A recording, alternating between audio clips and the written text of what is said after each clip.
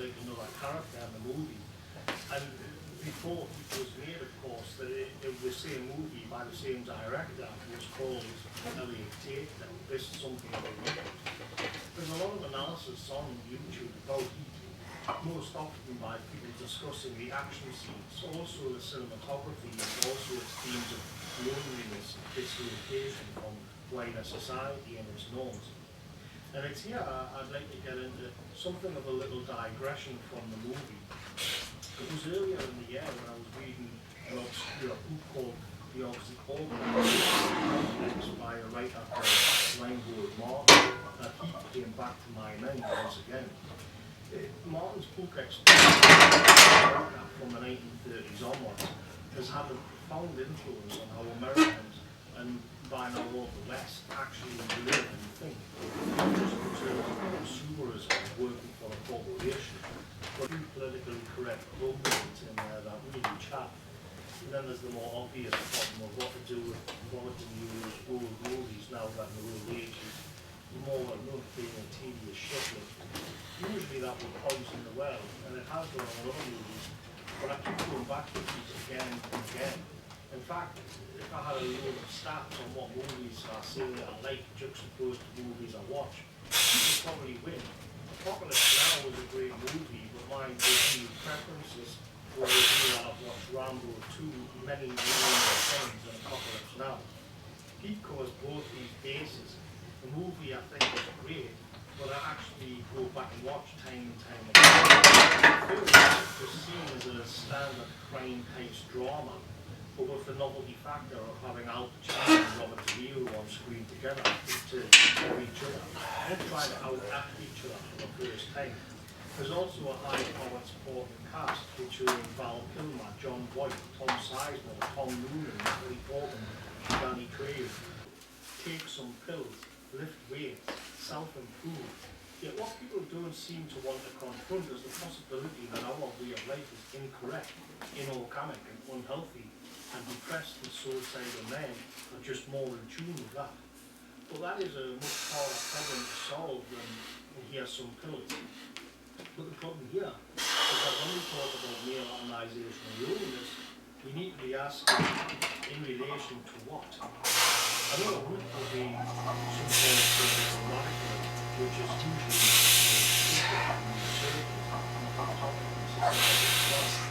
but returning to heat, there's also some simply completing the grid itself now is constant. You will know this well happily within it. Both the first length of the gap and despite the outlet of these criminals all just landmines, they're high-grade, conformist, adaptable and resourceful. He does not question the system, but rather seek out integration at the office or at home in the new suburbs that grow alter ego to his corporate family in near perfect symmetry. Here is life in a dynamic equilibrium, an organised procession into the future, in the custody of a social system, its purpose coordinated with that of the law of this is still in.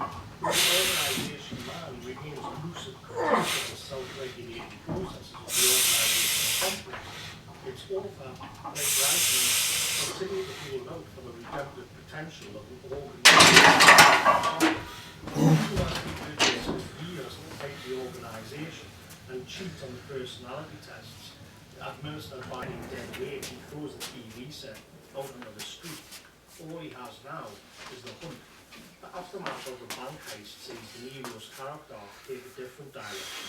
He now has a woman and tickets to New Zealand. He seems set to get the happy ever after as soon as all of the loose ends are tied up. There's quite a few loose ends though, except on his way to fly free, he makes the fateful decision to go back for Wayne Grove, the scumbag who stabbed his crew in the back. For the first time he's broken his own code, which dictates that he walk as soon as the heat comes on top.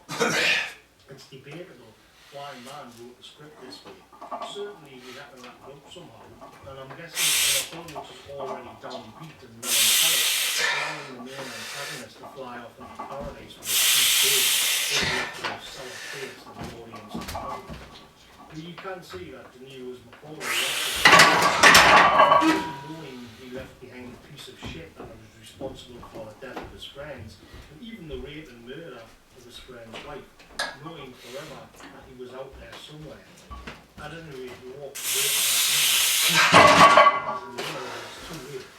He now has to walk away from the goal itself. It's got a little bit of negative. Never enough time.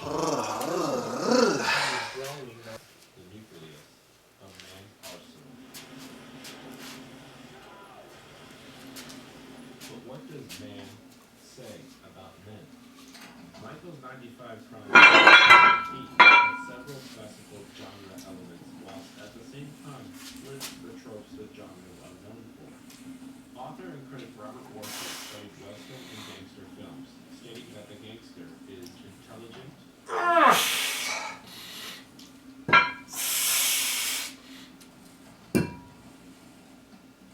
wise,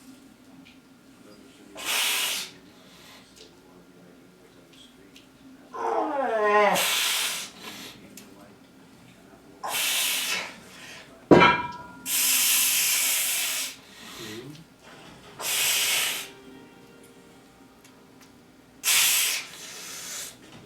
goal-oriented, and lonely.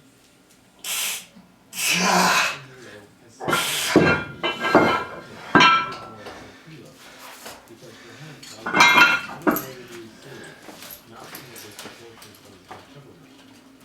The Westerner is also a gentleman. Whilst the two top billionaires are lonely, man flips the trope and the Western hero, in this case Al Pacino, in an agitated state, taking everything with utmost sincerity.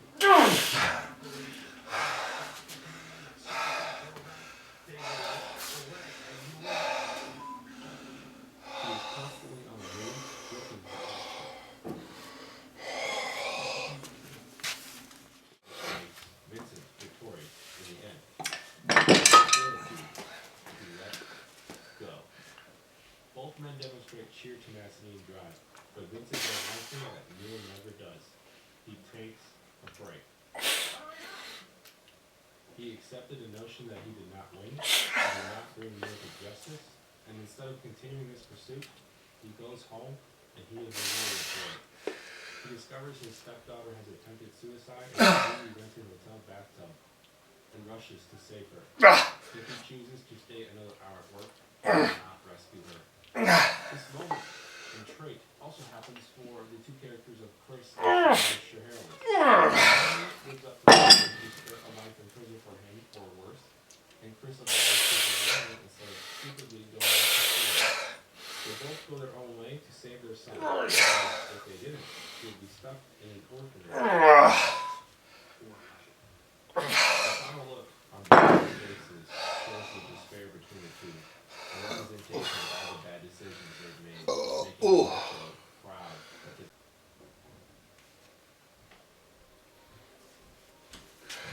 Thank you for watching the workout. And thanks for tuning in to the Quick Pump channel. Today I did a little bit more on chest, but I feel like a moron on chest. So I did the flies and then to the dips too. I think we cut volume even more. I'm just going to focus on just benching. See if that improves things. And I don't know if that'll be good for the physique, but let's see. Let's just focus on the bench and see how that turns out. Give that a shot. Yeah, I was thinking today about the other day.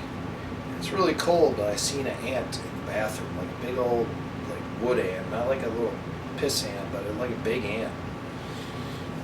And I saw it, and I thought it went out the door of the bathroom, but then I seen it crawling on the door of the bathroom.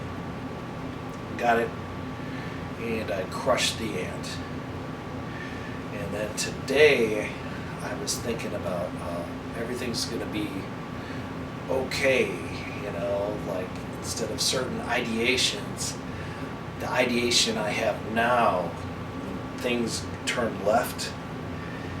And it's not like things are turning that hard left anymore, because I think, well, everything's going to be okay. Everything's going to be okay. So like, instead of catastrophizing every thing going wrong, you know, even with like problems, yeah, I know I have like festering problems. I still say, well, everything's going to be okay. Because even if I don't deal with those problems, or if I do deal with those problems, catastrophizing is not going to help. It's going to make things even worse, and it will. Like the ant. Then I thought about the ant. Like the ant, if he knows somebody that's there is going to crush him, he might act different. But imagine if that ant knew he was going to get crushed. Do you think the ant would always act like he's going to get crushed, like kind of move slow, or is he going to do his job, you know? I think the ant's just going to be a soldier, do his thing, you know? And if he gets crushed, it's still going to be all right because he's an ant. So you got to be an ant, because even if we get crushed, it'll still be okay, you know? It'll still be okay. That's what I want to say. It'll still be okay. So the ant getting crushed, still be okay, you know?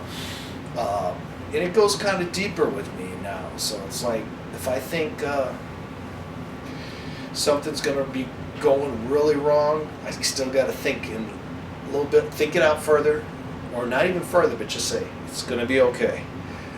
Because I can stab at myself trying to conjure up like a solution, but it's just like, I gotta stay rational, stay smooth, like emotionally, you know, and deal with it, you know, like the ant would. So it's called the crushed ant theory. That's my new thing. I'm gonna go deeper with it in the future, but I'm just laying it out there. So like, yeah, I'm not gonna be doing my flies. I'm not gonna be doing my dips. Next chest workout, I'm just doing the bench, and it's gonna be okay, you know.